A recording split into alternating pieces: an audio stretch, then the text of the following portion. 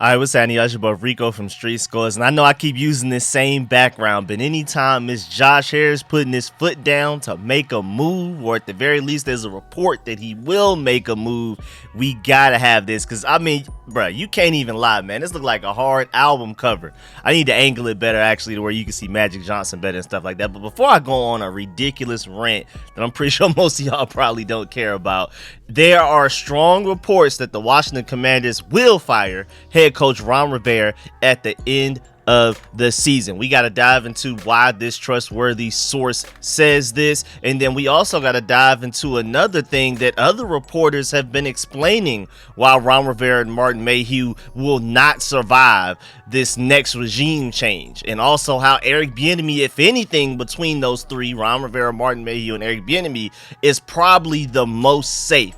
He's not very safe, but between the three, if you had to pick one guy that will be here in 2024, Eric Bieniemy is the only even slight choice. So we got to dive into all of that. I'm also going to talk about what I hope that we have in our next GM and head coach pairing, because it's not only Ron Rivera, it's the entire front office as well, or a lot of the front office. We're going to dive into all of that and more, but before we do, make sure you stiff arm that like button, stiff arm the subscription button, and stiff arm the bell next to that subscription button so you get notification each and every time I release an informative and opinionated video just like this one. I'm about to get back to football, but there's just so many other things to talk about.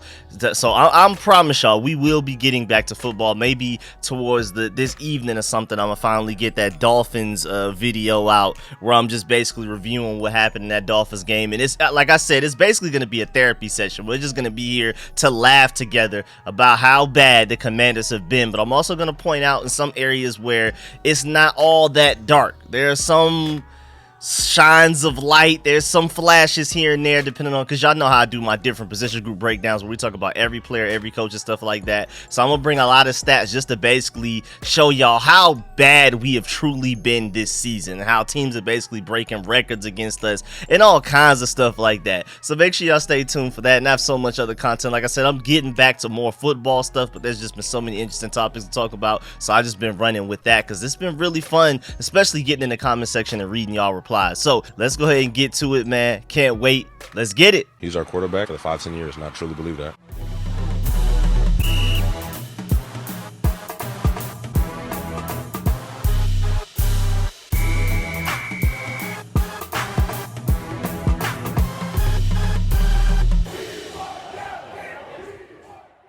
All right, so I originally saw the tweet come from Dove Kleeman, however you pronounce his name.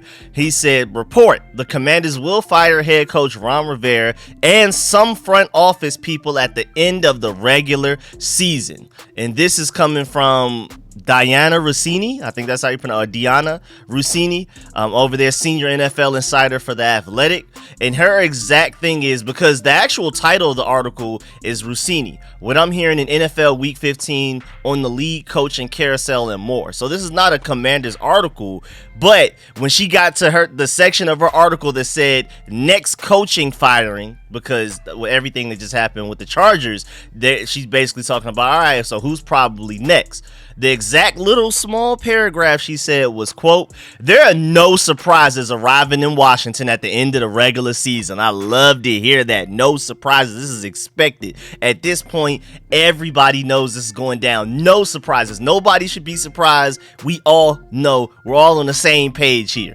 At this point, it's understood around the building based on multiple people I've spoken with that Ron Rivera and some front office members will be fired. Since acquiring the team, new owner Josh Harris has had the vision to keep Rivera in place through the end of the season, then move on. It's really not a secret anymore. Those are all very telling. So she's also saying that Josh Harris knew that by the end of the season, I'm gonna let Rivera go off, you know, do your thing, you know what I'm saying? Have your cute little season, your last little season. We're gonna let you try to go off on a high note, ended up making it worse technically if we're looking back on just Rivera's track record, his actual statistical record and things like that. But it sounds like Josh Harris, as soon as he bought the team, knew, hey man, I'm gonna give you this season and you're gone. Unless something crazy happens, you're more than likely gone at the end of the season. That's before we even played a single regular season game this season. So that's very telling. That's how you know for like a 99% chance that Rivera is gone at the end of the season.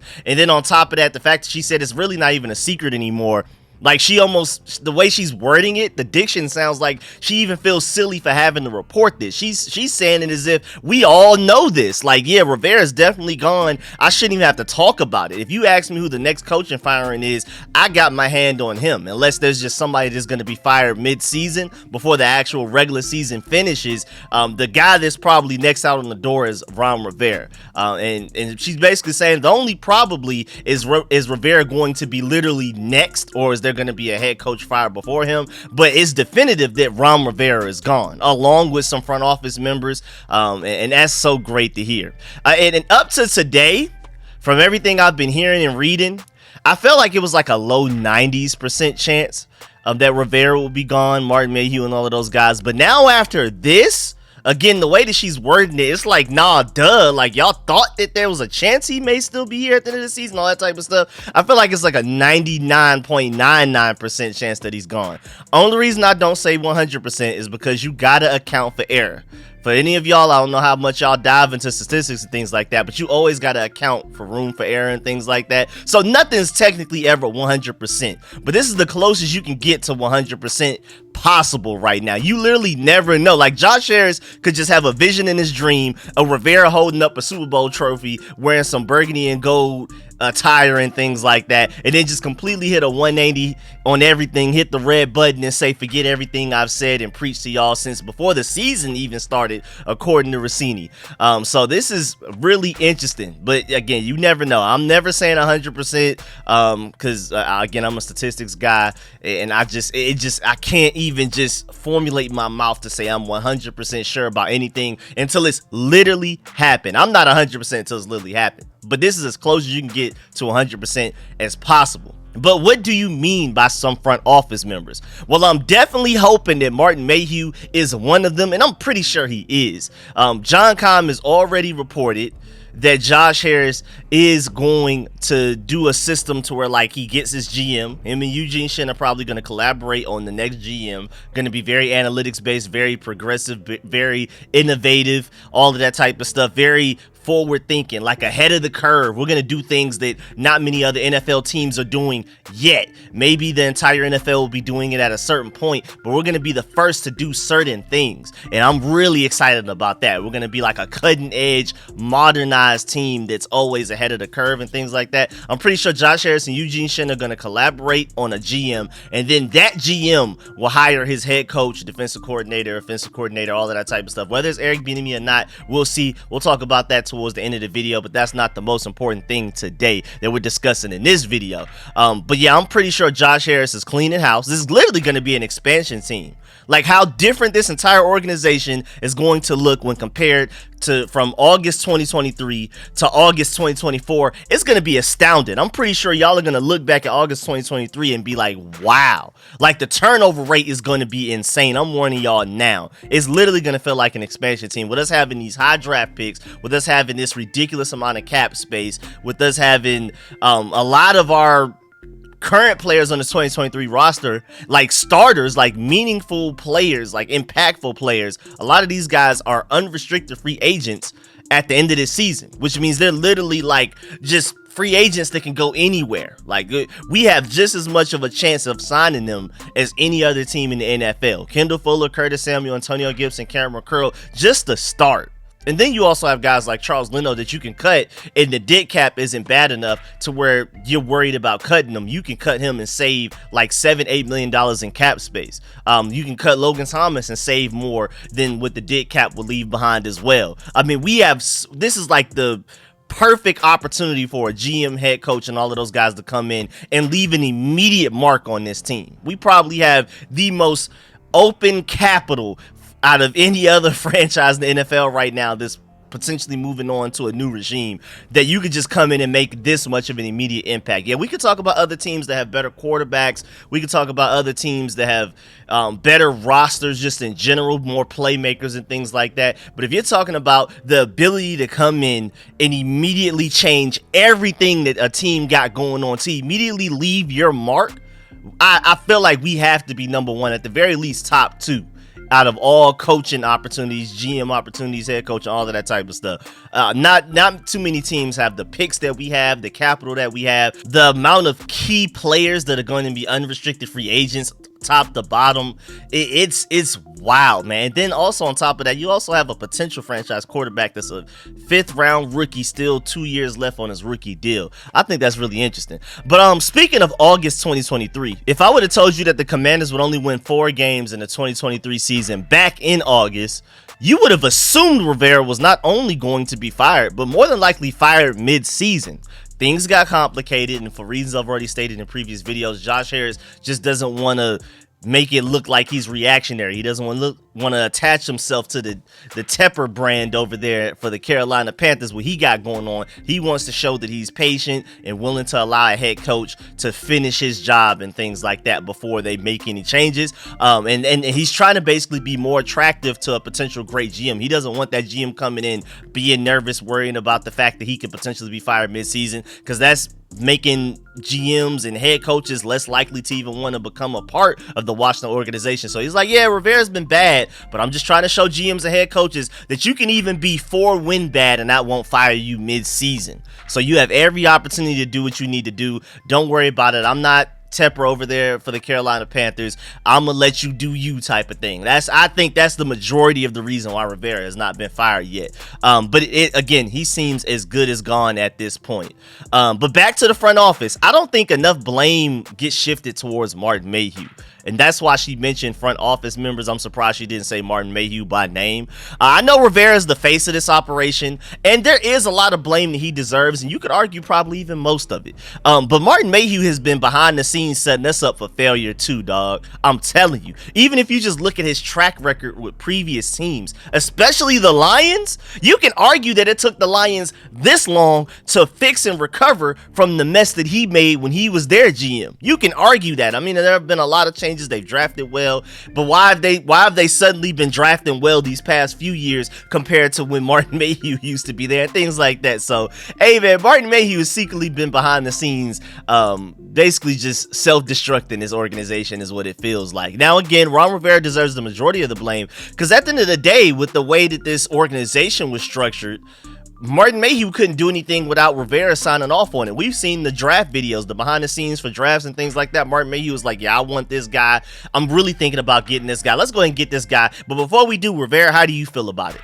He wasn't like the GM and then the head coaches under him. Ron Rivera was literally the nucleus, and then the GM and everything just worked under that. Martin Mayhew technically worked for Ron Rivera, which is crazy. We're definitely not doing that moving on. So, hey man, we got to get this GM thing right.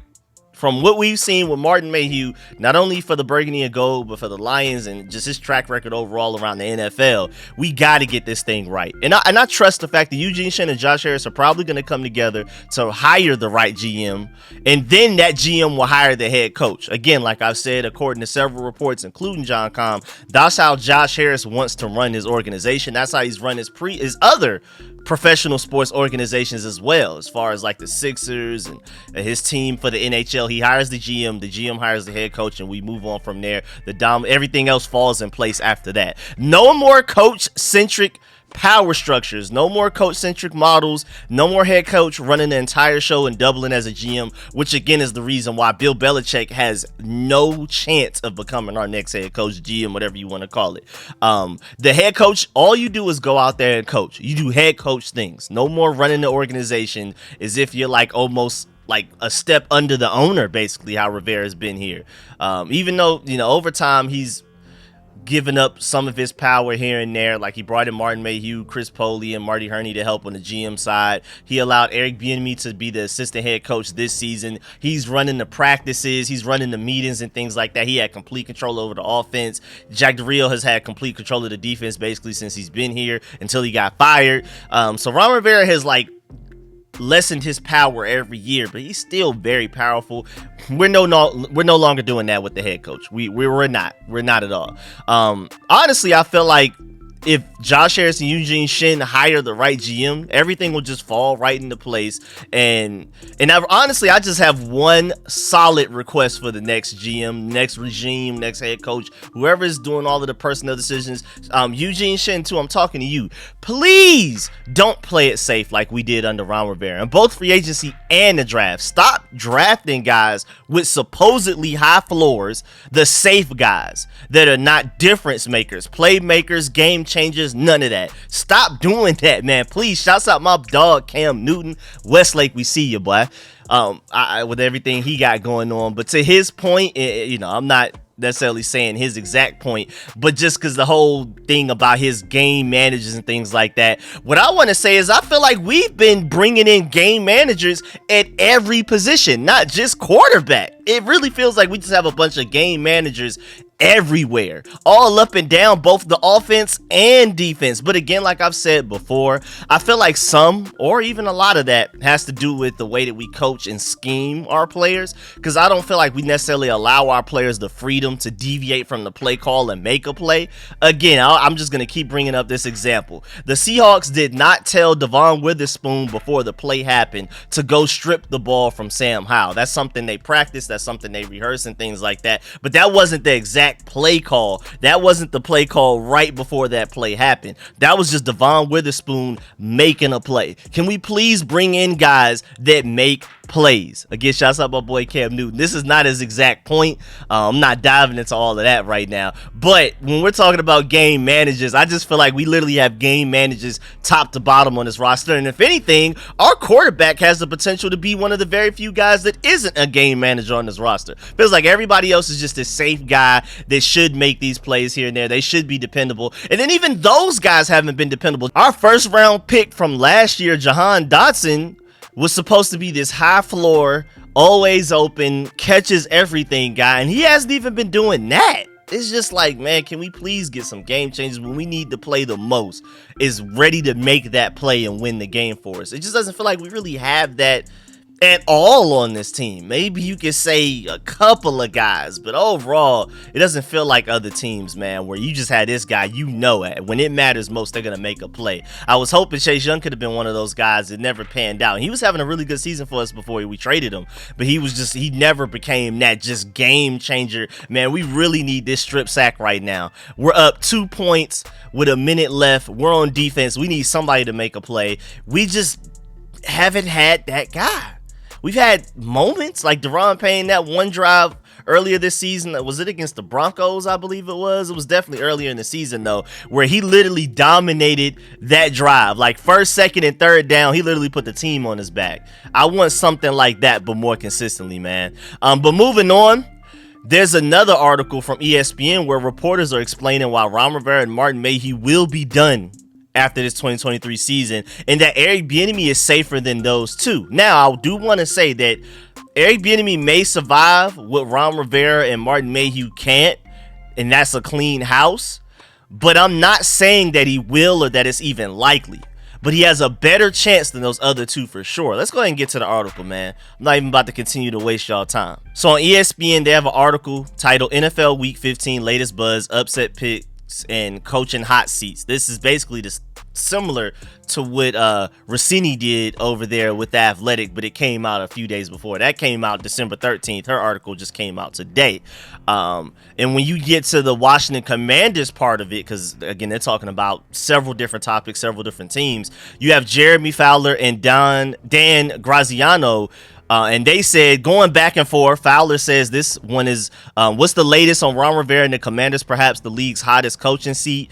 He said this one is a relatively easy call.